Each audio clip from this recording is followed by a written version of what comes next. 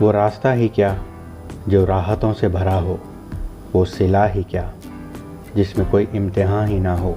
बेशक जो रास्ता मुश्किलों से भरा हो वहाँ भीड़ भी कम ही होगी, और जहाँ भीड़ कम होगी वहाँ राहत भी दुगनी ही मिलेगी।